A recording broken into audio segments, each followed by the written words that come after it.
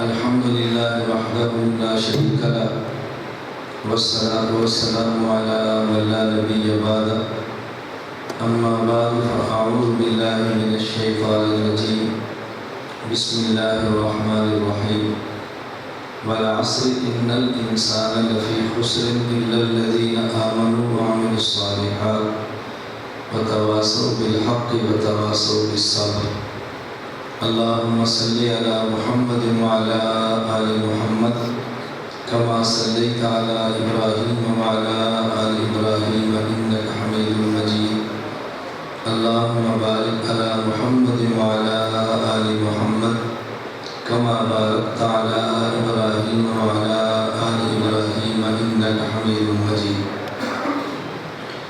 اس سورۃ مبارکہ میں اللہ رب العزت نے قسم اٹھا کر جو بات سمجھائی ہے وہ ہم بھی سمجھیں. اللہ رب العزت نے قسم اٹھا کر یہ بات سمجھائی کہ اگر کوئی شخص دنیا میں کامیاب ہونا چاہتا ہے تو 4 کام کرے. نمبر 1 عمل، اپنے عقیدے کو ٹھیک کرے. نمبر 2 عمل الصالحات، اپنے اعمال سنت کے مطابق ادا کرے. نمبر 3 تواصوا بالحق. نمبر 4 تواصوا بالصبر. اس کا میں ابھی ترجمہ نہیں کرتا، تھوڑی دیر کے بعد کروں گا، کیونکہ اس کا ترجمہ کرنے سے پہلے کچھ باتیں سمجھانا ضروری ہے، وگرنہ اس کا ترجمہ آپ کو سمجھ آنا نہیں. ہر انسان کے لیے 2 چیزیں ضروری ہیں. نمبر 1 عقیدہ ٹھیک ہونا، اور نمبر 2 عمل کا سنت کے مطابق ہونا. علماء کے لیے بھی اور عوام کے لیے بھی. عقیدہ عالم کا بھی ٹھیک ہونا ضروری ہے، عوام کا بھی ٹھیک ہونا ضروری ہے، لیکن عوام سے زیادہ عالم کا عقیدہ ٹھیک ہونا ضروری ہے. عوام کا بھی عقیدہ ٹھیک ہونا ضروری ہے، لیکن عوام سے زیادہ مولوی کا عقیدہ ٹھیک ہونا ضروری ہے. اس کی وجہ آپ کی مسجد میں 500 لوگ نماز پڑھتے ہیں امام کے پیچھے. اب امام ایک ہے اور مقتدی 500 ہے. اگر ان 500 مقتدیوں میں سے بالکل اس کو بند کر کے بالکل سادہ کرو، اس کا سادہ رکھو. 500 مقتدیوں میں سے 10 مقتدی ایسے ہیں کہ جن کا عقیدہ ٹھیک نہیں ہے، اور 490 ایسے ہیں کہ جن کا عقیدہ ٹھیک ہے. عمل تو تب قبول ہوتا ہے کہ جب آدمی کا عقیدہ ٹھیک ہو. اگر عقیدہ ٹھیک نہ ہو تو عمل قبول نہیں ہوتا.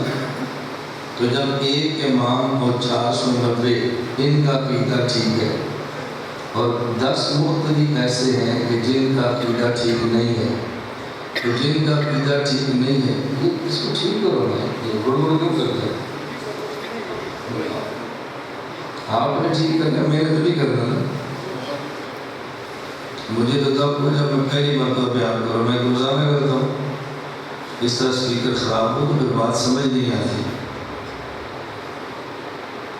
اگر عقیدہ ٹھیک نہیں تو عمل قبول نہیں ہوگا. تو جب امام اور 490 آدمی کا عقیدہ ٹھیک ہے اور 10 کا ٹھیک نہیں ہے، تو کتنے بندوں کی نماز نہیں ہوگی؟ جی 10 بندوں. کیوں؟ باقی سب کی ہو جائے گی، اور اگر امام کا ٹھیک نہ ہو پھر کتنوں کی نہیں ہوگی؟ آپ بتاؤ زیادہ عقیدہ ٹھیک ہونا کس کا ضروری ہے؟ اس لیے ہم کہتے ہیں امام مسجد وہ رکھے جس کا عقیدہ ٹھیک ہو. اور لوگوں کو ہماری بات سمجھ نہیں آتی تو کہتے مولانا صاحب کیسی بات کرتے ہیں. بھائی امام کا عقیدہ ٹھیک ہوگا تو مقتدی کی نماز ہوگی. جب امام کا عقیدہ ٹھیک نہیں ہے تو مقتدی کی نماز کیسی ہوگی؟ اس کا مطلب یہ ہے عقیدہ عوام کا بھی ٹھیک ہونا ضروری ہے، لیکن عوام سے زیادہ امام کا عقیدہ ٹھیک ہونا ضروری ہے. نمبر 2 سنت کے مطابق اعمال عوام کی بھی ضروری ہے، لیکن سنت کے مطابق عمل مولوی کا عوام سے زیادہ ضروری ہے. اگر عمل سنت کے مطابق نہیں ہوگا اگر عمل سنت کے مطابق نہیں ہوگا اللہ عمل قبول نہیں کرے گا۔ یہ مسئلہ عوام کا بھی ہے اور عالم کا بھی ہے، لیکن فرق کیا ہے؟ اگر عام آدمی کا عمل سنت کے مطابق نہ ہو، اس کا اپنا نقصان ہوتا ہے، دوسروں کا نہیں ہوتا۔ لیکن اگر عالم کا عمل ٹھیک نہ ہو، اپنا نقصان بھی ہوتا ہے، دوسروں کا بھی ہوتا ہے۔ اب دیکھیں، آپ میں سے کوئی ایسا آدمی نہیں کہ جو یہ کہے کہ داڑھی منڈانا ثواب ہے۔ جو داڑھی نہیں رکھتا وہ بھی سمجھتا ہے کہ داڑھی منڈانا گناہ ہے۔ عوام منڈائے تب بھی گناہ ہے، اور مولوی منڈائے تب بھی گناہ ہے۔ فرق کیا ہے؟ اگر آپ کی مسجد میں سے 10 بندے داڑھی نہ رکھیں، اس سے مسجد کا ماحول خراب نہیں ہوتا، اگرچہ ان کو گناہ ہوگا۔ اور امام داڑھی منڈا دے پھر امام منڈا دے، سارا نظام طرف پر ہو جائے۔ اس کا مطلب یہ ہے عوام کے لیے داڑھی سنت کے مطابق رکھنی چاہیے، لیکن مولوی کے لیے عوام سے زیادہ ضروری ہے، اس لیے کہ مقتدا ہے، رہنما ہے۔ تو میں عرض کر رہا تھا، آمنوں کا معنی عقیدہ ٹھیک ہو، عامل الصالحات کا معنی اعمال سنت کے مطابق ہو۔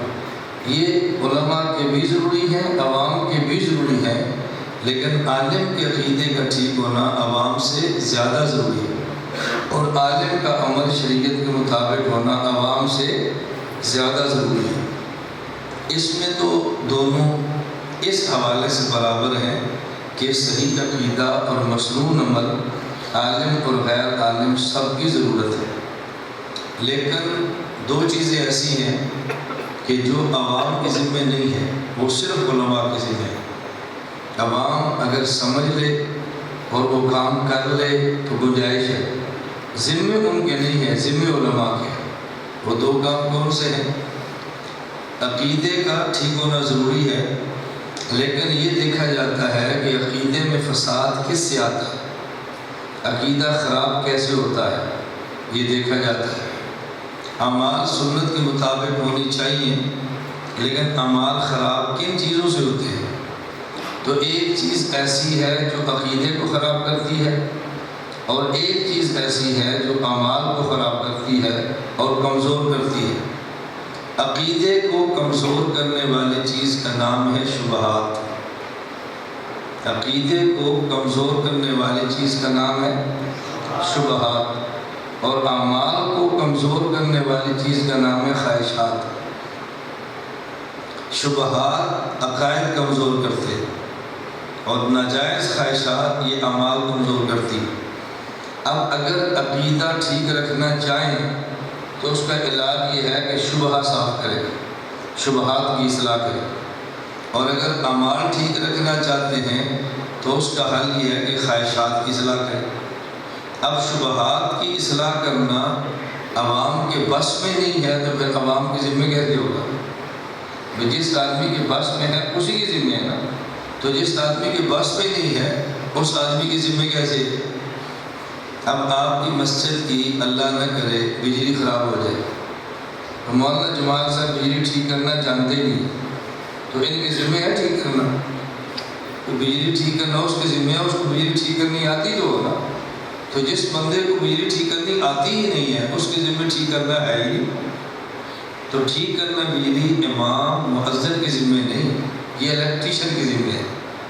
ہاں امام کے ذمہ آپ بتائیں، مفتی کے ذمہ پیسہ خرچ کرے، اور الیکٹریشین کے ذمہ ہے کہ بجلی ٹھیک کرے۔ میں اس لیے بات سمجھا رہا ہوں، شبہات کی اصلاح اس کے ذمہ ہے جو شبہات کی اصلاح کر سکتا ہو، تو چونکہ شبہات کی اصلاح عوام کر نہیں سکتی اس لیے عوام کے ذمہ بھی نہیں، اور جو کوشش کرتے ہیں کرنے کی نتیجہ نکلتا ہے خود بھی پٹری سے ہٹ جاتے ہیں، اور نیا فرقہ نئی جماعت بنا کے وہ میدان میں آ جاتے ہیں، نکلے تھے فرقہ واریت مٹانے کے لیے اور ایک فرقہ اور بنا لیتے ہیں، اور پھر یہ کہتے ہیں کہ امت میں فرقہ واریت نہیں ہونی چاہیے۔ ہم نے کہا نہیں ہونی چاہیے، ایک فرقہ اور بھی ہونا چاہیے۔ بعض لوگ فرقہ واریت ختم کرنا چاہتے ہیں اور ختم کرنے کے لیے ایک نئی جماعت اور بنا لیتے ہیں، تو فرقہ واریت تو ختم نہیں ہوئی، ہاں البتہ ایک اور فرقے کا اضافہ ہو گیا۔ یہ کون سا آپ نے کمال کی ہے؟ اب 2 چیزیں ہیں، نمبر 1 عقائد کی اصلاح، نمبر 2 مصنون اعمال کی اصلاح۔ تو عقائد کی اصلاح تب ہوگی جب شبہات کو صاف کریں گے، اور اعمال کی اصلاح تب ہوگی جب خواہشات کا علاج کریں گے۔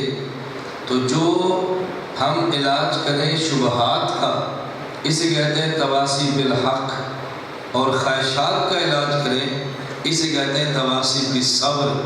اللہ فرماتے ہیں عقیدہ بھی ٹھیک ہونا چاہیے، اعمال بھی سنت کے مطابق ہونے چاہیے۔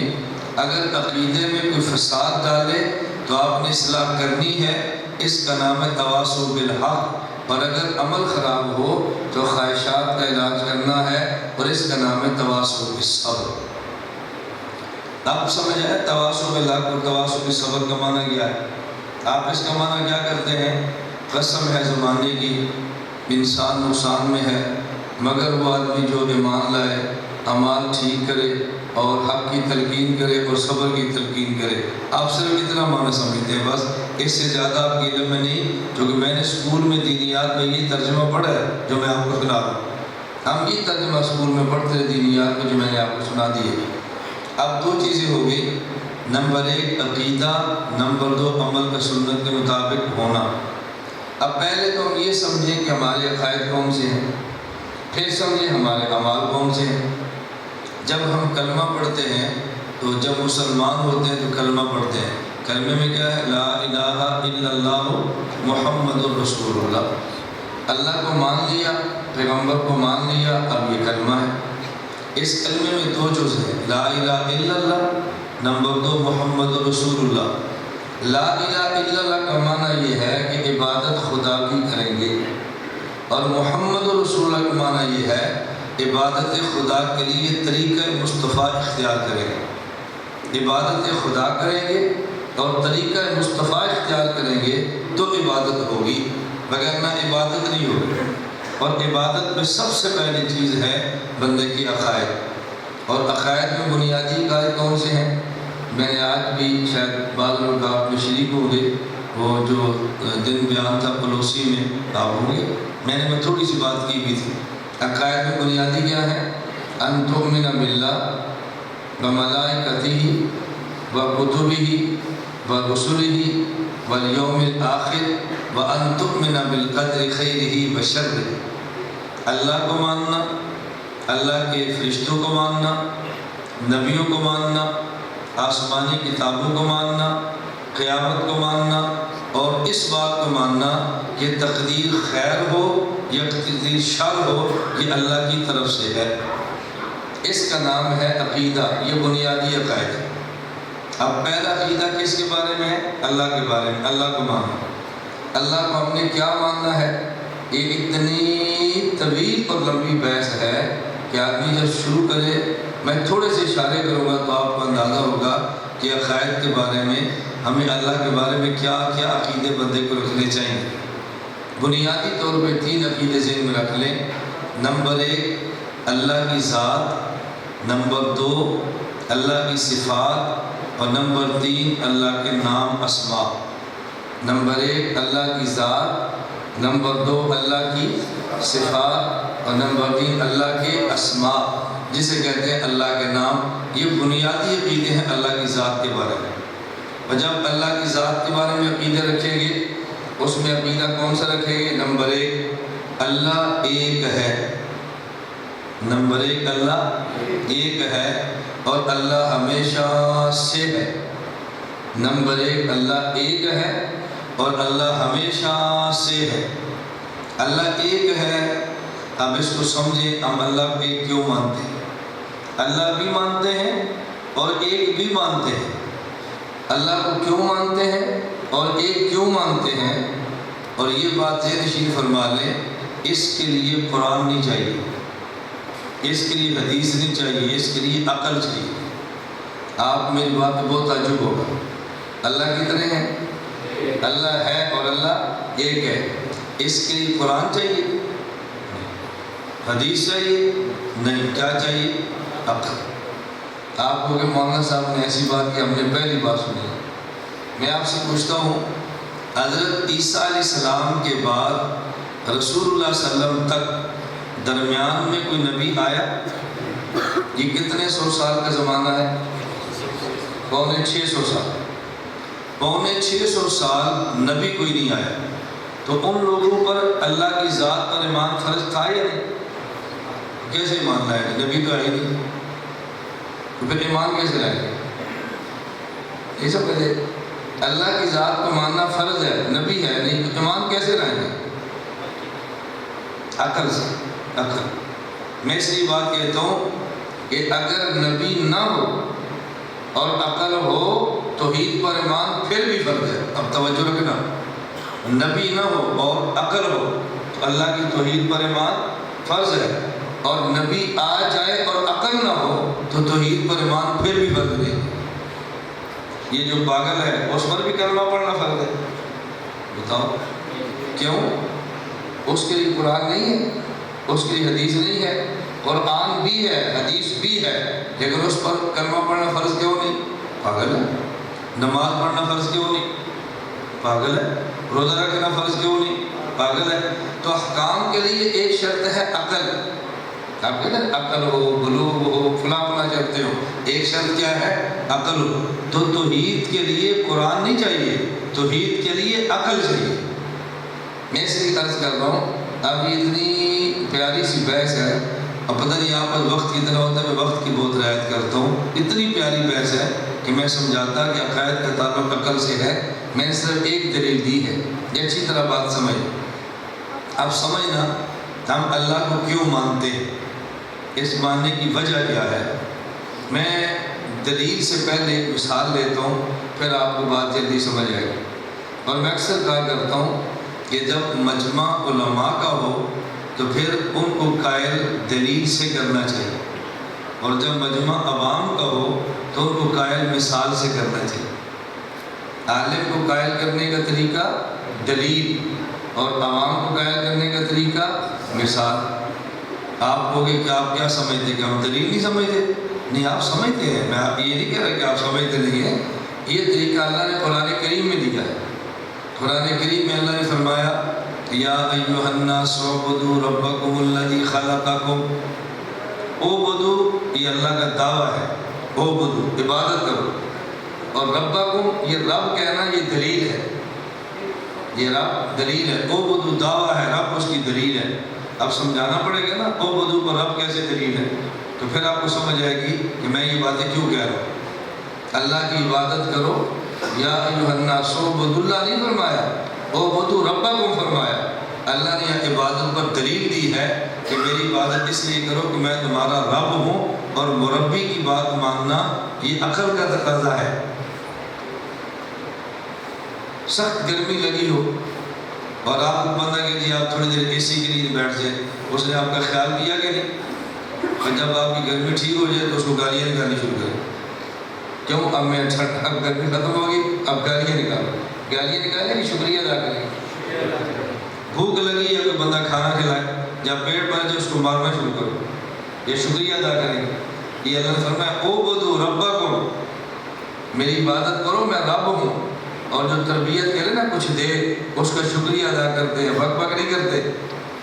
تو ربکم اعبدوا کی دلیل ہے، لیکن آپ کتنی بار پڑھیں گے اور آپ کے ذہن میں نہیں آئے گا کہ اعبدوا دعویٰ ہے، ربکم دلیل ہے، کبھی ذہن میں نہیں آئے گا. تو عالم ہو تو قائل کرو دلیل سے، اور عوام ہو تو قائل کرو مثال. اس لیے میں آپ کو مثال دینے لگا.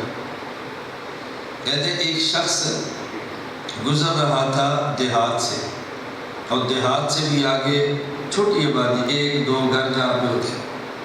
وہاں ایک عورت کو دیکھا کہ جو بوڑھی ہے اور اپنے گاؤں میں رہتی ہے، اپنے دیہات کا کام کرتی ہے.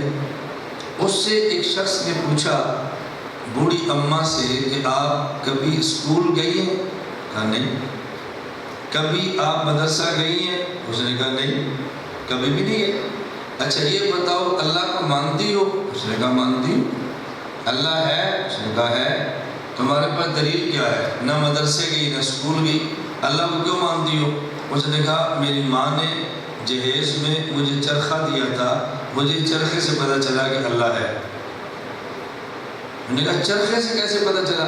اس نے کیسے نہیں پتہ چلا کہ میں چرخہ چلاتی ہوں تو یہ چلتا ہے، نہیں چلاتی تو رک جاتا ہے. ہمیں چرخے نے بتایا اللہ ہے۔ ایک چرخے کو چلانے والی بوڑھی عورت نہ ہو تو نہیں چلتا، تو نکالنے والا نہ ہوتا تو سورج کیسے نکل آتا؟ اتنا بڑا سورج کیسے نکل آتا بتاؤ؟ اتنا بڑا سورج، پتہ ہے کتنا بڑا سورج ہے؟ سورج میں گرمی کتنی ہے؟ 4500 کلو سورج میں گرمی ہے، اور ایک چھٹان گرمی سے پوری دنیا کی نظام چلتا ہے۔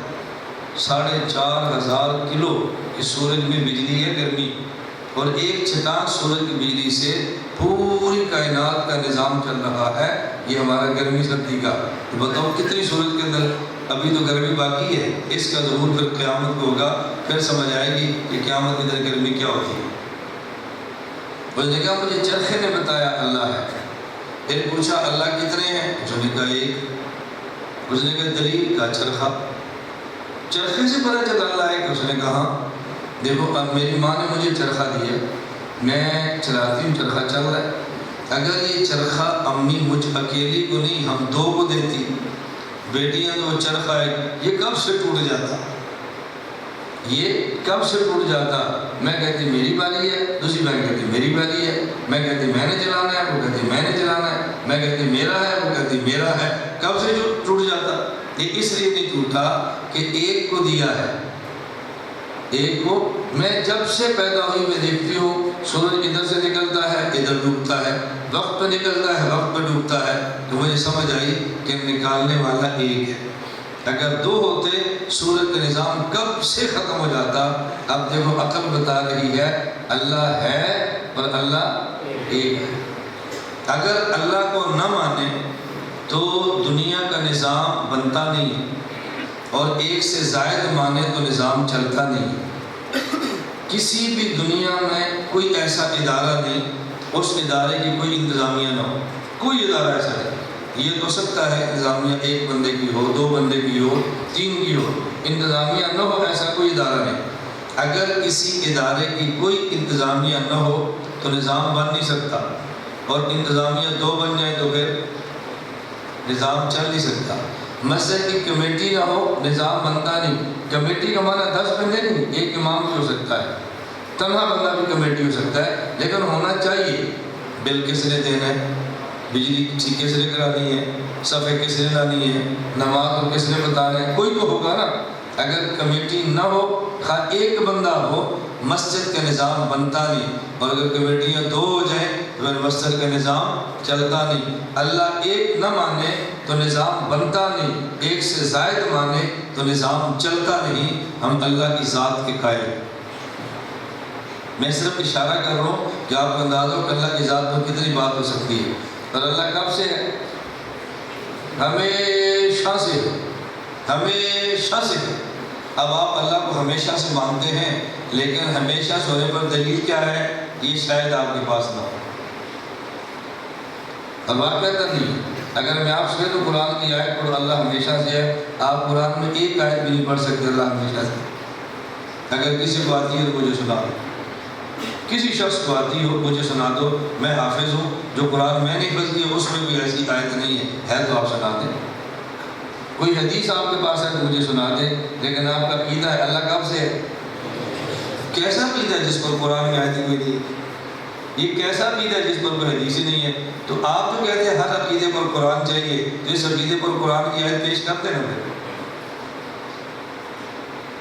کوئی ہے تو مجھے لکھ دو، مجھے بتاؤ کہ نہیں بھی مولانا صاحب ہمارے پاس ہے، تجھے نہیں آتی، بتاؤ۔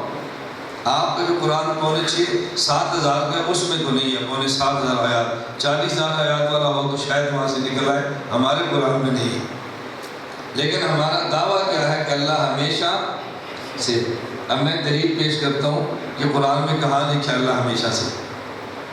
قرآن کریم کی آسان ترین صورت جو آپ میں سے ہر بندے کو آتی ہے، یہ ہو سکتا ہے کسی وزیر کو نہ آتی ہو لیکن عوام کو ضرور آتی ہے۔ آپ سمجھ گئے کون سی ہے؟ سورہ اخلاص ہے۔ یہ ہو سکتا ہے۔ ہمارے دنیا میں ایک بڑی عجیب تقسیم ہوئی ہے، مسٹر الگ ہے، ملا الگ ہے، مسٹر الگ ہے، ملا الگ ہے۔ ملا مدرسے میں، مسٹر کالج میں۔ وہ مدرسے میں نہیں آئے گا، یہ کالج میں نہیں آئے گا۔ عجیب لڑائی ہو گئی۔ اس لڑائی کا نتیجہ کیا نکلا ہے؟ اس لڑائی کا نتیجہ کیا نکلا ہے؟ ہمارے ایک دوست بڑے پیار سے بات سمجھاتے ہیں، کہتے ہیں لڑائی کا نتیجہ نکلا ہے کہ ملا کے گھر میں عدالت کا نوٹس آ جائے وہ سمجھتے بجلی کا بل ہے۔ انگریزی جو نہیں آتی، وہ نائی کی دکان پہ اگر پش لکھا ہو تو وہ سمجھتا ہے کہ میں نے دروازہ پتہ نہیں باہر کرنا ہے اندر کرنا، اس کو سمجھ ہی نہیں آ رہی، پش لکھا ہوا ہے۔ اور وزیر کو سورہ اخلاص پڑھے اس کو یہ نہیں آتی، اس کو پش نہیں آتا، اس کو اخلاص نہیں آتی۔ کیوں؟ یہ مدرسے نہیں آتا، وہ کالج نہیں آتا، لڑائی چل رہی ہے۔ عجیب لڑائی شروع کر دی، مسٹر اللہ کے ملا الگ ہے۔ اللہ کا بندہ ہم مسلمان بھی ہیں، پاکستانی بھی ہیں، کالج بھی ہمارا ہے، مدرسہ بھی ہمارا ہے، یہ کوئی لڑنے کی باتیں تھوڑی ہے۔ مسجد میں دھماکہ ہو تب بھی دھماکہ ہے، مدرسے کا ہو تب بھی ہے، سکول کا ہو تب بھی۔ جو مدرسے پر بم مارے وہ بھی دہشت گرد ہے، اور سکول پر مارے وہ بھی دہشت گرد ہے۔ مدرسے کو جاڑے وہ بھی ہمارا نہیں ہے، اور سکول کو جاڑے وہ بھی ہمارا نہیں ہے۔ یہ وہ بھی بچے ہمارے ہیں، یہ بھی بچے ہمارے ہیں، الگ الگ تو نہیں ہے ہمارے بچے۔ تو میں عرض کر رہا تھا، میں پیش کرتا ہوں دلیل کہاں پر ہے، سورہ اخلاص میں قل هو اللہ احد، آگے اللہ الصمد، قل هو اللہ احد، اللہ ایک ہے، الصمد اللہ، اب جو ہم نے ترجمہ ٹھیک نہیں کرتا اس لیے وہ دلیل سمجھ دیا۔ صمد کا معنی یہ نہیں ہے، یہ تو صمد کا معنی کا خلاصہ بیان کرتے ہیں، پورا معنی بیان نہیں کرتے۔ ہم کہتے ہیں الصمد اللہ بے نیاز ہے، یہ پورا معنی نہیں ہے، یہ شارٹ کٹ ہے۔ اصل معنی کیا ہے؟ الصمد کہتے ہیں الذی لا یحتاج الی شیء ویحتاج الیہ کل شیء۔ صمد اسے کہتے ہیں کائنات کا ذرہ ذرہ جس کا محتاج ہو اور وہ کائنات میں کسی کا بھی محتاج ہو، اسے کہتے ہیں صمد۔ ساری کائنات اس کی محتاج ہو اور وہ کائنات میں کسی کا محتاج نہ ہو، یہ کیا ہے؟ الصمد۔ ہم الصمد کا معنی کیا کرتے ہیں؟ نوجوان بیٹا ہے، فوت ہو گیا، بس اللہ بے نیاز ہے، اس کو کون پوچھ سکتا ہے، جیسے ظلم کیا ہو۔ ہم لوگ یہ کہتے ہیں اللہ بے نیاز ہے، اس سے کون پوچھ سکتا ہے، جیسے کہ خدا نے ظلم کیا ہے کہ نوجوان کو موت دی۔ صمد کا معنی ہے جس کی پوری کائنات محتاج ہو اور وہ کائنات میں کسی کا محتاج۔ یہ اس بات میں دلیل ہے کہ اللہ ہمیشہ سے ہے۔ وہ کیسے ہے میں بتا دیتا ہوں، سمجھ آ جائے تو ٹھیک، نہ سمجھ آئے تو میں اکثر سنایا کرتا ہوں، سمجھ آ جائے ٹھیک، نہ سمجھ آئے تو پھر بھی ٹھیک۔ میں اکثر یہ بات سنایا کرتا ہوں، حکیم علامت مولانا شریف علی تھانوی رحمۃ اللہ علیہ نے بیان عوام میں کیا اور بڑا علمی بیان تھا، بہت سے لوگوں کو سمجھ نہیں آیا۔ تو جب حضرت نے بیان ختم فرمایا تو ایک مولوی صاحب نے کہا حکیم علامت مولانا شریف علی تھانوی صاحب کو، حضرت آپ نے اتنا علمی بیان آج عوام میں کیا ہے، ان کو سمجھ ہی نہیں آیا، تو ایسا بیان عوام میں کرنے کا فائدہ کیا ہے؟ حضرت تھانوی حکیم الامت تھے، فرمایا ان کو آج کا بیان سمجھ آ گیا تو اچھا، نہیں سمجھ آیا تو بہت اچھا۔ اس مولوی صاحب نے کہا ہمیں آپ کا یہ جملہ بھی سمجھ نہیں آیا، بیان سمجھ آ گیا تو اچھا، نہیں سمجھ آیا تو بہت اچھا، ہمیں آپ کا جملہ بھی سمجھ نہیں آیا۔ حضرت تھانوی فرمانے لگے اب بات سمجھنا، اگر بیان سمجھ آ گیا تو اچھا، جو میں مسئلہ سمجھانا چاہتا تھا عوام سمجھ گئی، نہیں سمجھ آیا تو بہت اچھا، جو مسئلہ میں نے آج بیان کیا ان کو یہ تو نہیں سمجھ آیا، لیکن اتنی بات ان کے دماغ میں بیٹھ گئی ہے کہ مولوی اشرف علی عالم بہت بڑا ہے، یہ تو سمجھ آ گئی۔ اب اس کا نتیجہ ہوگا یہ کبھی بھی گمراہ نہیں ہوں گے، بڑے سے بڑا آدمی کو متاثر نہیں کر سکتا، کیونکہ ہمارے پاس بہت بڑے بڑے مولوی ہیں، یہ دائیں بائیں نہیں دیکھیں۔ ہماری عوام گمراہ کب ہوتی؟ مولانا صاحب ٹھیک ہے آپ نے درس نظامی کیا ہے، لیکن اہم اسلامیات میں نے بھی کیا ہے، پڑھ تو میں بھی نہیں ہوں، ٹھیک ہے میں اسکول مدرسے میں نہیں گیا لیکن پی ایچ ڈی تو میں نے بھی کیا، مجھے آپ کیا سمجھتے ہیں؟ چونکہ عالم کے علم کے قائل نہیں ہیں اس وجہ سے گمراہ ہے۔ آپ میں سے ہر بندہ ذاکر نائک کا چرچا کر لے گا، ہمارا نہیں کرے گا، کیوں؟ اس کو سنا ہے، ہمیں سنا نہیں ہے۔ ایک دماغ میں بیٹھا ہے کہ فلاں بندہ بہت بڑا مذہبی اسکالر ہے، اور جب ایک بار سن لیں گے کبھی دلیل نہیں بھی سمجھ آئے گی، لیکن یہ سمجھ آئے گا کہ ہمارے مسلک پر دلائل ہیں اگرچہ ہمیں نہیں آتے۔ میں اس لیے میں عرض کر دیتا ہوں، صمد کا معنی جو کائنات میں کسی کا محتاج نہ ہو اور کائنات پوری اس کی محتاج ہو۔ ہمارا عقیدہ اللہ ہمیشہ سے ہے، دلیل اگر ہم اللہ کو ہمیشہ سے نہ مانیں تو پھر سوال ہوگا کہ اللہ ہمیشہ سے کیوں نہیں ہے، کوئی وجہ بتاؤ کیوں نہیں ہے؟ دنیا میں کسی بھی چیز کے موجود نہ ہونے پر کوئی رکاوٹ ہوتی ہے. دنیا میں کسی بھی چیز کے موجود نہ ہونے پر کوئی رکاوٹ ہوتی ہے. ہاں بھائی آپ کے کتنے بیٹے ہیں؟ بتاؤ. ایک بھی نہیں. کیوں نہیں ہے؟ نہیں میں ہنسا نہیں رہا. کیوں نہیں ہے؟ شادی نہیں. اب بچہ کب آئے گا؟ جب ماں باپ کا نکاح ہوگا, ملیں گے تب آئے گا. اب اس بچے کے نہ آنے میں ایک رکاوٹ ہے. وہ محتاج ہے کس کا؟ ماں باپ کا. ماں باپ ہوں گے, نکاح کریں گے, ملاپ ہوگا, اس کے بعد اولاد ہوگی نا. ایسے ہی ہے. کوئی بھی آپ مثال ہے, ایک نہیں کوئی مثال بھی آپ لے لیں دنیا میں, جب بھی کوئی چیز میں کوئی بندہ لے لیں. اب یہ سامنے بیٹھا ہے, آپ اس کو دیکھو, داڑھی تمہاری کتنی بڑی ہے؟ 2 پورے. میں پوچھتا ہوں ایک برس کیوں نہیں ہے؟ تو یا کیا کہے گا؟ یہ کیا کہے گا؟ نہیں سمجھے. دیکھو ان کی داڑھی ہے, اس بچے کی نہیں ہے. میں پوچھتا تمہارے بال کیوں نہیں نکلے؟ ابھی چھوٹا ہے. تو اس کے بال نکلنے میں کیا رکاوٹ ہے؟ جتنی بھی آپ مثالیں دو نا, میں پوچھتا ہوں یار میں آیا ہوں تو یہ کس پر آئے ہو؟ تو گاڑی پر. تو استاد جی آپ ہیلی کاپٹر پہ آ جاتے ہیں نا. تو میں نے کیا کہنا تھا؟ بھائی میرے پاس کرایہ نہیں ہے, پیسے نہیں ہیں, ادھر ہیلی پیڈ نہیں ہے. کوئی رکاوٹ ہے نا. دنیا میں کسی بھی چیز کے نہ ہونے کی وجہ کوئی رکاوٹ ہوتی ہے. اگر آپ کہتے ہیں اللہ ہمیشہ سے نہیں ہے تو کیوں نہیں تھے؟ کوئی رکاوٹ ہوگی نا, جبکہ اللہ تو صمد ہے, وہ تو کسی کا محتاج ہے ہی نہیں. اگر اللہ کو ہمیشہ سے نہ مانے تو ماننا پڑے گا کہ کوئی رکاوٹ تھی جس کی وجہ سے خدا نہیں تھے. وہ رکاوٹ ختم ہوئی تو اللہ آئے ہیں. محتاج ماننا پڑے گا, حالانکہ وہ صمد ہیں, کسی کے محتاج ہے ہی نہیں. ہمیشہ سے مانیں گے تو صمد ہوگا, ہمیشہ سے نہیں مانیں گے تو صمد ہوگا ہی نہیں. حضرت امام اعظم ابو حنیفہ رحمۃ اللہ علیہ, ان کے بچپن کا زمانہ ہے. کہتے ہیں رومی بادشاہ نے خلیفہ کو بغداد میں کچھ پیسے دے کر بھیجے, ہدیہ. اس نے کہا تم اپنے علماء سے 3 سوال کرو اور جو سوال دے دے جواب کی ہماری طرف سے اس کو ہدیہ کر دو. اس کا جو نمائندہ آیا تھا, بادشاہ نے کہا پوچھو. کئی علماء سے پوچھے, جواب نہیں آ رہا تھا. اب مجلس میں بیٹھے ہیں اور وہ بندہ ممبر پہ بیٹھا ہے اور سوال کر رہا ہے. امام اعظم ابو حنیفہ رحمۃ اللہ علیہ کا بچپن تھا. انہوں نے اپنے والد سے کہا مجھے اجازت ہے اس کے سوالوں کے جواب میں دیتا ہوں. ابا نے کہا تو چھوٹا ہے, کہا نہیں مجھے اجازت ہو. ابا نے کہا نہیں تو بیٹھا رہا. امام صاحب اٹھ گئے. والد اٹھ نہیں دے گا, امام صاحب اٹھ گئے. امام صاحب نے کہا میں سوال کا جواب دیتا ہوں, اب کرو سوال. جب اس نے سوال شروع کیے نا تو اس نے پہلا سوال یہ کیا کہ دیکھیں اللہ ایک ہے؟ کہا جی ہاں. اللہ ہمیشہ سے ہے؟ انہوں نے کہا جی ہاں. انہوں نے کہا جب اللہ نہیں تھا تو پھر کیا تھا؟ اللہ سے پہلے کیا تھا؟ اللہ سے پہلے. امام صاحب فرمایا جی اللہ سے پہلے کا کچھ بھی نہیں تھا. اس نے کہا اللہ سے پہلے کیا تھا؟ امام صاحب کچھ بھی نہیں تھا. اس نے کہا کیوں؟ امام صاحب نے پوچھا کہ آپ نے سوال کرنا ہے یا جواب دینا ہے؟ اس نے کہا جی سوال کرنا ہے. تو امام صاحب فرمایا ممبر پر تو وہ بیٹھتا ہے جو جواب دے. سوال کرنے والا تو ممبر پر نہیں بیٹھتا نا. تو میں ممبر پر بیٹھتا ہوں, اب تو نیچے کھڑا ہو سوال کرتا ہے. پہلے اس کو ممبر سے اٹھایا, پھر آپ ممبر پر بیٹھ گئے. بھائی جب تو سائل ہے تو سائل کی جگہ تو ممبر نہیں ہوتی نا, سائل کی جگہ تو نیچے ہوتی ہے. امام صاحب ممبر پر بیٹھ گئے, بچپن ہے.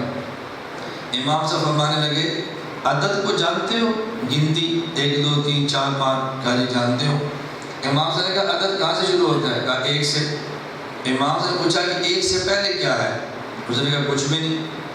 توجہ رکھنا, کچھ بھی نہیں. امام صاحب نے کہا اول عدد 1, اول یہ مجازی 1 ہے, اللہ حقیقی 1 ہے. اللہ نہ ہوتے اس ایک عدد کو وجود نہ ملتا. تو جب مجازی اول سے پہلے کچھ نہیں تو حقیقی اول سے پہلے بھی کچھ نہیں. کیسا جواب دیا؟ اس نے امام صلی اللہ علیہ سوال کیا. اس نے کہا اچھا یہ بتاؤ اللہ کس طرف ہے؟ امام صلی اللہ علیہ فرمایا جب آپ ایک موم بتی جلاتے ہیں اسے کیا کہتے ہیں؟ نور, روشنی. یہ کس طرف ہے؟ اس نے کہا چاروں طرف. امام صاحب نے کہا یہ نور اللہ کی وجہ سے ہے, اللہ نہ ہوتا نہ بتیاں پیدا ہوتی نہ جلتی. تو یہ نور مجازی ہے, اللہ نور حقیقی ہے. نور السماوات والارض, نور حقیقی مجازی کا کوئی رخ نہیں ہے تو نور حقیقی کا کوئی رخ نہیں ہے, وہ بھی ہر طرف ہے.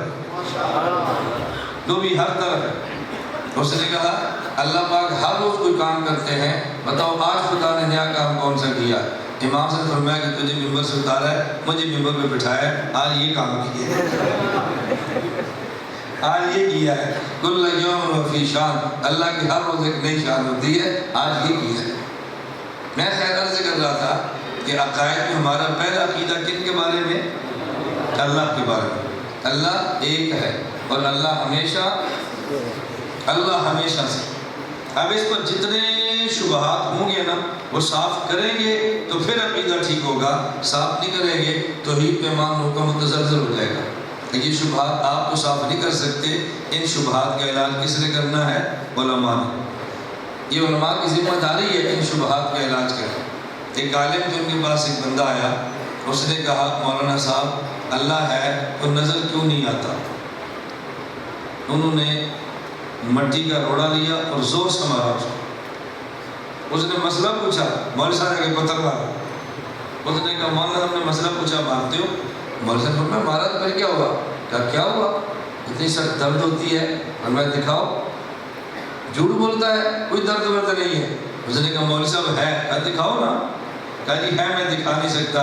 تو اس طرح اللہ ہے لیکن میں دکھا نہیں سکتا۔ جس کو درد ہوتی ہے نا وہی جانتا ہے، تو جس کو اللہ سے تعلق ہوتا ہے نا وہی جانتا ہے اللہ ہے۔ اللہ ایسی چیز ہے کہ ہم دکھا نہیں سکتے، محسوس ہوتا ہے، درد محسوس ہوتی ہے، بندہ دکھا نہیں سکتا۔ تو میں خیر عرض کر رہا تھا کچھ عقائد ہیں اللہ کے بارے میں، کچھ عقائد ہیں۔ اب اللہ ہے، کتنے اللہ ہیں؟ ایک، اور ایک سے زائد نہیں ہے۔ اللہ کب سے ہے؟ ہمیشہ سے ہے۔ چوتھا، اللہ کہاں ہے؟ جی ہر جگہ۔ آپ سب کہتے ہیں ہر جگہ، ذاکر نائک ڈٹا ہوا ہے، اللہ عرش میں بیٹھا ہوا ہے۔ دیکھو عقل دیکھو، کہتے ہیں اللہ عرش میں بیٹھا ہوا ہے۔ بھائی بیٹھتا وہ ہے جس کا جسم ہو، اللہ جسم سے پاک ہے، اللہ بیٹھا ہوا کیسے ہے؟ ذاکر نائک کی کلپ ہے میرے پاس سے، ہم سنتے ہیں، انہوں نے کہا جی اللہ عرش پہ بیٹھا ہوا ہے، اور یہ کہنا اللہ ہر جگہ پر ہے، یہ ہندوؤں کا عقیدہ ہے۔ ہم نے کہا قرآن ہندوؤں کے عقیدے دیتا ہے کیا؟ اللہ ہر جگہ پر ہے۔ اور میں ایک بات اچھی طرح سمجھ لیں، ہر جگہ پر ہمارا عقیدہ یہ ہے اللہ موجود ہے بغیر مکان کے، اللہ موجود ہے بغیر جہت کے، اللہ موجود ہے بغیر کیفیت کے۔ اب یہ بات عوام کو کیسے سمجھائیں؟ اللہ موجود بلا مکان ہے، بلا جہت ہے، بلا کیفیت ہے، جو اس کو ہر بندہ نہیں سمجھ سکتا تو اس کو پھر کہتے ہیں کہ اللہ موجود ہے ہر جگہ پہ۔ اور یہ کیوں کہتے ہیں؟ وَكَانَ اللَّهُ بِكُلِّ شَيْءٍ مُحِيطًا، اوپر نیچے دائیں بائیں آگے اور پیچھے، یعنی کہتے ہیں جہات ستہ، 6 جہتیں، آگے پیچھے دائیں بائیں اوپر نیچے۔ اللہ ان 6 جہات سے پاک بھی ہے اور ان 6 جہات کو محیط بھی ہے۔ اللہ ان 6 جہات سے پاک بھی ہے اور ان 6 جہات کو محیط بھی ہے۔ کسی خاص جہت میں بھی نہیں ہے اور کوئی جہت اللہ سے باہر بھی نہیں ہے۔ اس لیے سمجھانے کے لیے کہہ دیتے ہیں کہ اللہ کہاں پر ہے؟ اللہ ہر جگہ پر ہے۔ اصل عقیدہ اللہ موجود بلا مکان ہے۔ اور یہ ایسے عنوان کیوں اختیار کرتے ہیں؟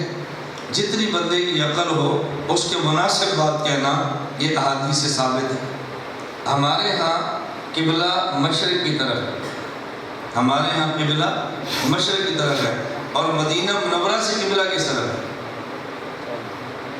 جی مدینہ منورہ سے قبلہ کس طرف ہے؟ تو مشرق، ہمارے یہاں قبلہ مغرب کی طرف، ہمارے یہاں قبلہ مغرب کی طرف، اور مدینہ منورہ سے جی مشرق کی طرف کدھر ہے؟ وہاں شمال کی طرف۔ اب بات سمجھو، اللہ کے نبی سے ایک صحابی نے پوچھا یا رسول اللہ مل قبلہ، قبلہ کیا ہے؟ قبلہ، کوئی بندہ آپ سے پوچھے قبلہ کیا ہے تو آپ کیا کہیں گے؟ کعبہ۔ یہی آپ نے کہنا ہے نا، بھئی کوئی بندہ پوچھے قبلہ کیا ہے، آپ کیا جواب دو گے؟ کعبہ۔ اللہ کے نبی سے پوچھا قبلہ کیا ہے، آپ نے فرمایا کعبہ، آپ نے فرمایا ما بین المشرق والمغرب، یہ مشرق اور مغرب کا سارا حصہ یہ قبلہ ہے۔ کیوں؟ اگر آپ فرماتے قبلہ کعبہ ہے تو ہمیں تو یہاں سے کعبہ کا تعین ہوتا ہی نہیں، بالکل ہم کعبے کی سیدھ میں نماز پڑھتے ہیں۔ ہم نماز کس طرح پڑھتے ہیں؟ کعبے کی سیدھ میں نہیں، جس طرف کعبہ ہے اس طرف منہ کرتے ہیں۔ تو اب کعبہ صرف کعبہ قبلہ نہیں ہے، پوری کعبے کی جہت قبلہ ہے۔ تو اللہ کے نبی یہ فرماتے قبلہ کیا ہے کعبہ، تو بات سمجھ آتی۔ فرمایا قبلہ کیا ہے، ما بین المشرق والمغرب، یہ مشرق اور مغرب کی طرف جو یہ جہت ہے، یہ ساری کی ساری کیا ہے، قبلہ۔ اللہ کے نبی نے بات سمجھا دی۔ تو میں نے باتیں کی ہیں، نمبر 1 اللہ ایک ہے، نمبر 2 اللہ ہمیشہ سے ہے، نمبر 3 اللہ ہر جگہ پر ہے۔ اب یہ ہمارے عقائد ہیں، ان عقائد پر شبہات صاف کریں گے تو عقیدہ ٹھیک ہو جائے گا، اور اگر شبہات صاف نہیں کریں گے تو لوگ ذاکر نائک کو سنتے رہیں گے، اللہ کو عرش پہ بیٹھا ہوا مانتے رہیں گے، وہ سمجھے گا مومن ہے، اور عقیدہ تباہ ہوتا رہے گا۔ کل میں اسلام آباد ہمارا سیمینار تھا، اور صبح 11 بجے ناشتہ تھا، وہاں کچھ تاجر سے لوگ جمع کیے تھے۔ اب ایک بندہ بالکل کلین شیف تھا، اور اس نے سوالات کیے، 1.5 گھنٹہ بیٹھا تھا۔ میں نے کہا کھل کر سوال کرو۔ اس نے کہا جی میں نے ذاکر نائک کو بہت سنا۔ میں نے کہا سنو، انہوں نے کب تمہیں منع کیا ہے، لیکن ہمیں بھی تو سنو نا۔ 1.5 گھنٹہ اس نے سوالات کیے، اب سارے سے شبہات اتنے فٹ ہوئے۔ مجھے کہا جی مولانا صاحب اب میں مستقل آپ کے پاس روز آؤں گا۔ میں نے کہا میں نے سفر کیا نا، جب تم سفر کرو گے نا پھر تمہیں پڑھنے کا مزہ آئے گا۔ آج پشاور میں آئے ہوں، جب آپ آؤ گے نا پڑھنے کے لیے پھر آپ کو سبق کی قدر بھی محسوس ہوگی، ویسے سبق کی قدر نہیں ہوتی۔ میں عرض کر رہا تھا، میں ذرا بات سمیٹتا ہوں۔ میں نے صرف بات سمجھانی تھی کہ بنیادی چیزیں شریعت میں کتنی ہیں، 2۔ نمبر 1 عقیدہ، نمبر 2 عمل۔ عقیدہ بھی ٹھیک ہونا چاہیے اور عمل بھی سنت کے مطابق ہونا چاہیے۔ عقائد میں فساد آتا ہے شبہات سے، اور عمل میں فساد آتا ہے خواہشات سے۔ عمل میں فساد آتا ہے، لوگ شبہات پیدا کرتے ہیں جس سے عقیدوں میں خلل آتا ہے۔ جیسے میں توحید کے بارے میں بات کر رہا تھا، اللہ ہمیشہ سے ہے، کوئی بندہ کے عقیدہ ہے، قرآن میں کہاں لکھا ہے، اب دیکھو شبہ پیدا کیا نا، ہم نے شبہ دور کیا، آپ کو سمجھ آ گیا قرآن میں کس جگہ پہ لکھا ہوا، بات فوراً سمجھ آ گئی۔ تو شبہات کے ازالے کریں گے تو عقائد انشاءاللہ بالکل ٹھیک رہیں گے، بالکل عقائد ٹھیک رہیں گے، اور جب خواہشات کا علاج کریں گے تو پھر انشاءاللہ اعمال بھی ٹھیک رہیں گے۔ میں ایک چھوٹا سا عقیدے کو عنوان پہ بہت سارے۔ نمبر 1 اللہ کی ذات، اللہ کے بعد کس پر ایمان لانا ہے، نبیوں پر۔ کس پر لانا ہے، نبیوں پر۔ انبیاء کے بارے میں ہمارا عقیدہ ہے کہ نبی معصوم ہوتا ہے، نبوت کے اعلان سے پہلے، نبوت کے اعلان کے بعد، بلوغت سے پہلے، بلوغت کے بعد نبی معصوم ہوتا ہے۔ معصوم ہونے کا معنی ہرگز یہ نہیں کہ نبی گناہ نہیں کرتا، معصوم ہونے کا معنی ہے اللہ نبی سے گناہ نہیں ہونے دیتا۔ یہ ہمارا عقیدہ ہے کہ نبی معصوم ہوتا ہے۔ اب دیکھو فوراً شبہان ہے، سب سے پہلے نبی کون ہے، حضرت آدم۔ اللہ نے فرمایا درخت کے پاس نہ جاؤ، کھا لیا تو گناہ ہو گیا کہ نہیں، آپ کیسے کہتے ہیں معصوم ہے، فوراً شبہ آ گیا۔ آپ کہتے ہیں معصوم ہے، قرآن کریم میں ہے ربنا ظلمنا انفسنا وان لم تغفر لنا۔ اب ہمارا عقیدہ ہے کہ نبی معصوم ہے۔ اگر کوئی بندہ کہے آدم علیہ السلام کو اللہ نے منع فرمایا فلاں درخت کے پاس نہ جانا، آدم علیہ السلام گئے اور کھا لیا تو یہ گناہ نہیں تھا، ہم کہتے ہیں گناہ نہیں تھا۔ کیوں؟ قرآن کریم میں نسی آدم علیہ السلام بھول گئے تھے، اور آدمی بھول کر کام کرے تو اسے گناہ نہیں کہتے۔ شبہ صاف ہو گیا؟ اچھا پھر شبہ ایک صاف ہوا، اب دوسرا آ گیا۔ اچھا اگر بھول کر آدمی کھا لے اور گناہ نہیں ہے، آدم علیہ السلام نے بھول کر کھایا تھا، تو پھر اگلا اعتراض یہ ہے اللہ نے ڈانٹا کیوں تھا، پھر جنت سے نکالا کیوں ہے، آدم اور حوا 40 سال الگ کیوں رہے ہیں، یہ 40 سال روتے کیوں رہے ہیں، اور دعا کیا مانگی، ربنا ظلمنا انفسنا۔ اگر بھولے تھے گناہ نہیں تھا تو ظلمنا کیوں کہا، ہم نے ظلم کیا ہے، بھول کر کام کرے تو ظلم تو نہیں ہوتا نا۔ وہ کہتے ہیں ربنا ظلمنا انفسنا وان لم تغفر لنا وترحمنا لنکونن من الخاسرین۔ جب بھول کر کام کرنا گناہ ہی نہیں ہے تو یہ کیوں کہا اللہ تو نے معاف نہ کیا، رحم نہ کیا تو میں تو نقصان اٹھاؤں گا۔ پھر شبہ آ گیا۔ اب اس کا پھر جو آپ سمجھے، بھولنا 2 قسم کا ہے، ایک ہے بھولنا روزے دار کا اور ایک ہے بھولنا نمازی کا۔ میں آپ سے مسئلہ پوچھتا ہوں، آپ سے، اگر روزے دار بھول کر کھا لے تو روزہ ٹوٹ جاتا ہے؟ روزے دار بھول کر پی لے تو روزہ ٹوٹ جاتا ہے؟ گناہ ہوتا ہے؟ بولتے جاؤ نہیں۔ اب دوسرا مسئلہ، اگر نمازی نماز پڑھ رہا ہو اور بھول کر باتیں شروع کر دے تو نماز ٹوٹ جاتی ہے؟ بھول جانا تو معاف نہیں ہے، لیکن مسئلہ بدل گیا۔ جب بھول کر کھایا تو روزہ نہیں ٹوٹا، بھول کر پیا تو روزہ نہیں ٹوٹا، اور بھول کر بات کری تو نماز ٹوٹ گئی۔ اب کوئی بندہ آپ سے پوچھے گا اگر بھول جانا معاف نہیں ہے تو روزہ کیوں نہیں ٹوٹا؟ اگر بھول جانا معاف ہے تو نماز کیوں ٹوٹی ہے؟ ہو گیا نا شبہ؟ اب آپ نے پھنس جانا ہے۔ اب آپ کو سمجھ آئے کہ میں کام کیا کرتا ہوں، کیوں؟ جب تک بندہ بیمار نہ ہو ڈاکٹر کی قیمت ہی سمجھ نہیں آتی، ڈاکٹر کی سمجھ نہیں آتی، پھر چلا، پھر 4 مہینے، پھر سال، پھر مانس روزہ، پھر ہفتے کے 2 گشت، پھر روزانہ کے 2.5 گھنٹے، اور جب پھنستے ہیں تو پھر سمجھ آتی کہ ہمارا کام کیا ہے۔ کیوں؟ یہ تبلیغ تو مٹھائی کی دکان ہے، اور جب آدمی میٹھا کھائے اور پیٹ میں گڑبڑ ہو جائے تو پھر ڈاکٹر کی کلینک پر مریض کو لے کر جاتے ہیں، اور ڈاکٹر کبھی کڑوی گولی دیتا ہے، کبھی انجیکشن لگاتا ہے، کبھی آپریشن کرتا ہے، اس کے بعد ہی مریض ٹھیک ہوتا ہے۔ میں عرض کر رہا تھا، اب شبہ سمجھ میں آ گئی، اب اس کا جواب سمجھو۔ جواب یہ ہے، اگر آپ نے اپنے بیٹے کو دکان پر بھیجا، مہمان آئے ہیں اور ہم نے ان کے لیے، پنجاب کا سادہ مہمان ہے تو اس نے کہا کہ ہم نے چٹنی بھی کھا لی ہے، لوگ کھاتے ہیں شوق سے، تو آپ نے بھیجا جاؤ بھائی مولانا صاحب کی چٹنی بنانی ہے، کیا لے کر آؤ؟ ادرک، پودینہ، دھنیا، ہری مرچ، آپ اس کو دکھا رہے ہیں، ٹماٹر، پیاز، لہسن، یہ چیزیں لے کر آؤ، ہم نے مولانا صاحب کے لیے بنانی ہے چٹنی، اور ساتھ اناردانہ۔ چٹنی تبھی بنتی ہے، پھر تھوڑا سا دہی، کیسی چٹنی بنے؟ آپ یہ کبھی کھائیں پھر آپ کو سمجھ آتے آپ کے مال کیا ہوتے ہیں۔ ہمارے گھر سے باتیں ہم کھلاتے رہتے ہیں۔ اب آپ نے بچہ بھیج دیا، وہ بچہ لے کر گیا 200 روپیہ، جب واپس آیا تو آپ نے اس کے شاپنگ بیگ کھولا، اس کے اندر ادرک نہیں تھی۔ اب اگر آپ بیٹے کو ڈانٹیں کہ تو ادرک کیوں نہیں لایا، آپ اس کو ڈانٹیں اور جوتی اٹھا لیں، مہمان ہی کہہ دے گا بھئی آپ نے 10 چیزیں اس کو کہی تھی، اگر ایک چیز بھول گیا، یہ ڈانٹنے کیا ضرورت ہے؟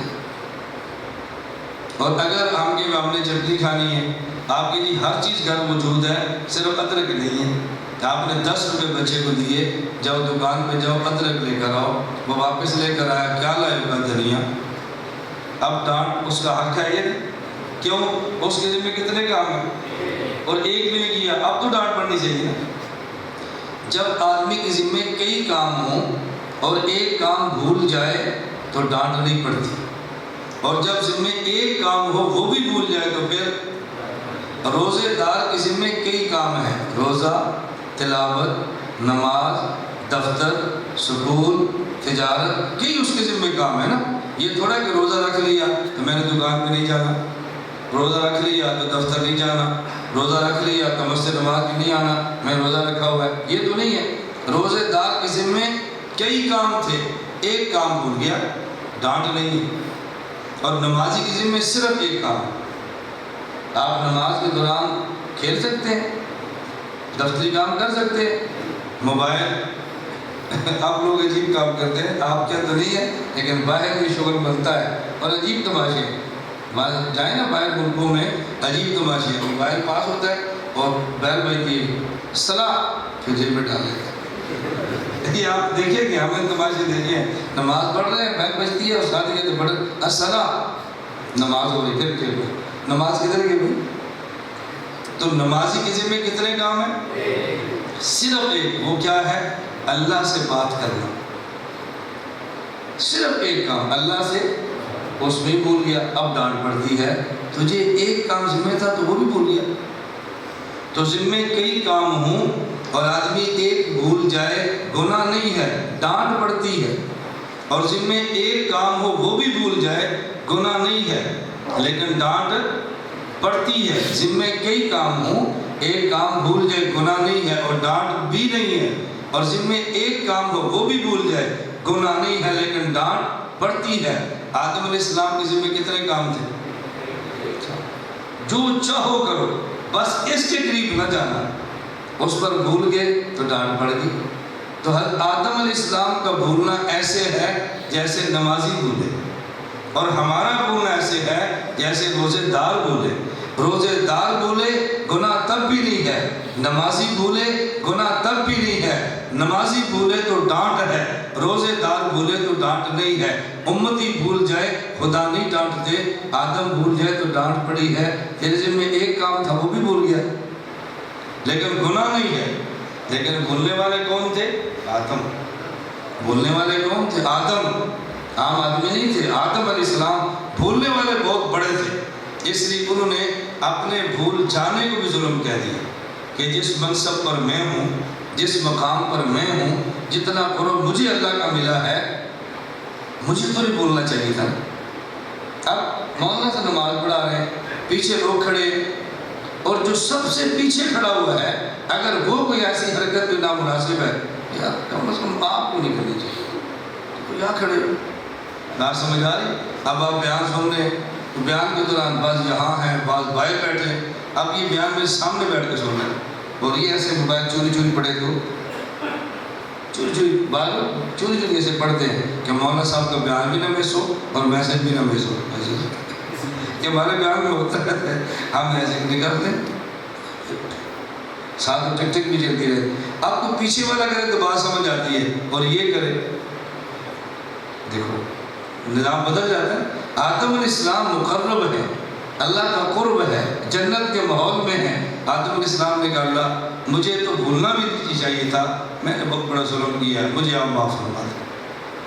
اب بات سمجھ آ رہی؟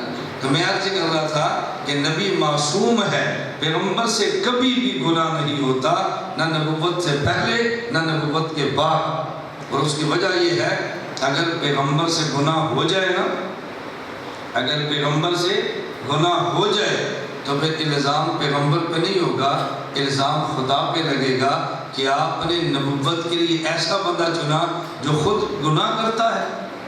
نبی نبوت کا اعلان خود نہیں کرتا، نبی نبوت کا اعلان خود نہیں کرتا، اللہ نبی سے اعلان نبوت کراتا ہے۔ تو جس سے اعلان کرائے اللہ اس کو گناہوں سے بچاتا ہے۔ اگر گناہ سے پیغمبر نہ بچے تو اللہ پر اعتراض ہوتا ہے، نبی پر نہیں ہوتا۔ آپ نے نبوت کے لیے اس بندے کو چنا جو خود گناہ کرتا ہے، تو عوام کو گناہ سے کیسے بچائے گا؟ اس کا معنی یہ ہے کہ اللہ کا انتخاب ٹھیک نہیں ہے۔ اس کا معنی ہے کہ اللہ کا انتخاب ٹھیک نہیں ہے۔ اس لیے میں کبھی مثال دیتا ہوں، ایک ہے الیکشن اور ایک ہے سلیکشن، ایک ہے الیکشن اور ایک ہے سلیکشن۔ ایم این اے آپ بناتے ہیں نا، آپ ووٹ ڈالتے ہیں نا، دھاندلی واندلی کی بات چھوڑو، میں ایک روٹین واحد اور تک بات کرتا ہوں، ایک ہے دھاندلی سے نا، جو عام معمول ہے الیکشن کا۔ تو ایم این اے کن کے ووٹوں سے بنتا ہے؟ ایم پی کن کے ووٹوں سے بنتا ہے؟ اور وزیر جب وزیر بنتا ہے وہ عوام کے ووٹوں سے یا حکومت کے انتخاب سے؟ تو ایم این اے بنتا ہے الیکشن سے، پھر اس کو جو وزارت ملتی ہے وہ الیکشن سے نہیں، وہ ملتی ہے سلیکشن سے۔ اب اگر ایم این اے 2 نمبر ہو اور حکومت کے کرپٹ ہے، حکومت کے بھی تم نے ایم این اے بنایا، ہم نے تو نہیں چنا، اگر نہیں تھا اچھا تو نہ ووٹ دیتے نا۔ لیکن جس کو حکومت وزیر بنائے وہ عوام پر اعتراض نہیں حکومت پر ہوتا ہے، وزارت تم نے دی ہے، گندے بندے کو کیوں دی ہے؟ سمجھا نہیں بات؟ الیکشن ایم این اے الیکشن سے اور وزارت سلیکشن سے۔ ایم اے اگر غلط اسمبلی میں چلا جائے اعتراض عوام پر ہے، اور اگر ایم این اے جیسا بھی ہو وزارت حکومت غلط کو دے دے، اب اعتراض عوام پہ نہیں، اب اعتراض حکومت پہ ہے کہ وزارت کا تعلق سلیکشن سے ہے۔ نبوت الیکشن سے نہیں ہوتی، نبوت سلیکشن سے ہوتی۔ نبی وہ نہیں ہوتا جسے لوگ مانے، نبی وہ ہوتا ہے جسے خدا انتخاب کرے۔ تو اگر پیغمبر کام ٹھیک نہ کرے تو جو کہ سلیکشن سے بنتا ہے نا، پھر اعتراض کس پر ہوگا؟ اللہ پر۔ آپ نے کیسے بندے کا انتخاب کیا جو خود گناہ کرتا ہے؟ اس لیے اللہ نبی کے سر پہ تاج نبوت سجاتے ہیں تو اللہ نبی کو گناہوں سے بچاتے ہیں۔ یہ اللہ کا انتخاب ہوتا ہے۔ اللہ میں یہ باتیں سمجھنے کی توفیق عطا فرمائے۔ میں نے صرف خلاصہ 1-2 عقیدہ بیان کیے سمجھانے کے لیے۔ عقائد میں فساد آتا ہے، شبہات تھے۔ عقیدہ ٹھیک رکھنا چاہیں تو کیا دور کرنا پڑے گا؟ شبہ۔ اور اعمال میں فساد آتا ہے، آپ رات دیر سے گھر آئے ہیں، 3 بجے سوئے ہیں، صبح اٹھنے کو دل نہیں کر رہا، کیوں؟ کوئی شک ہے آپ کو نماز چاہیے نہیں؟ کوئی فرضیت میں شک ہے؟ نہیں۔ اب کیا ہے؟ تھکے ہیں، نیند ہے، جسم ٹوٹ رہا ہے، یہ خواہشات ہے۔ ایک خواہش، بازار جاتے ہیں، سامنے نامحرم لڑکی آتی ہے، اس کو دیکھنے کو دل کرتا ہے، آپ کو یقین ہے کہ یہ دیکھنا حرام ہے؟ بتاؤ، کوئی شک ہے؟ کیوں دیکھ رہے ہیں؟ خواہش آ رہی دل کی خواہش۔ اب اس خواہش کا علاج کرنا ہے تاکہ نامحرم کو دیکھنا چھوڑ دیں، اور یہ علاج کرنا اللہ کے نبی نے سکھایا ہے صلی اللہ علیہ وسلم۔ ایک شخص آئے، کلمہ پڑھا، مسلمان ہو گئے، کہ یا رسول اللہ باقی سب کام تو چھوڑ دوں گا لیکن زنا مجھ سے نہیں چھوڑتا، یہ میری بیماری ہے، زنا مجھ سے نہیں چھوڑتا۔ رسول اللہ صلی اللہ علیہ وسلم نے سکوت فرمایا۔ ابھی وہ گئے تھے، یہ جانے لگے تھے، جبریل آ گئے۔ زنا تو جائز نہیں ہے نا کرنا، اللہ کے نبی نے سمجھایا، فرمایا یہ بتاؤ کہ جب تم ہماری بہن سے یا والدہ سے کوئی بندہ زنا کرے برداشت کرو گے؟ اس نے کہا جی میں تو سر قلم کر دوں گا۔ فرمایا جب تم کسی سے زنا کرتے ہو، وہ بھی کسی کی ماں بہن بیٹی ہے نا، وہ برداشت کرے گا؟ اس نے کہا حضور مجھے بات سمجھ آ گئی ہے، میں زندگی بھر نہیں کروں گا۔ دیکھو بات سمجھ آئی نا، سمجھ آ گئی ہے نا، حضور میں زندگی بھر نہیں کروں گا، میرا وعدہ ہے، اب میں کبھی نہیں کروں گا۔ میں اس لیے گزارش کر رہا تھا، اب آپ نے اپنے آپ کو سمجھانا ہے، اچھی طرح بازی نشین فرما لیں، اپنے آپ کو سمجھانا ہے۔ کیوں؟ دل کرتا ہے یہ دیکھوں یہ دیکھوں یہ دیکھوں، حالانکہ گھر میں بیوی موجود ہے، بیوی کے موجود ہونے کے باوجود ادھر ادھر کئی عورتوں کو دیکھنے کو دل کرتا ہے۔ اب آپ نے دل کو کیا سمجھانا ہے؟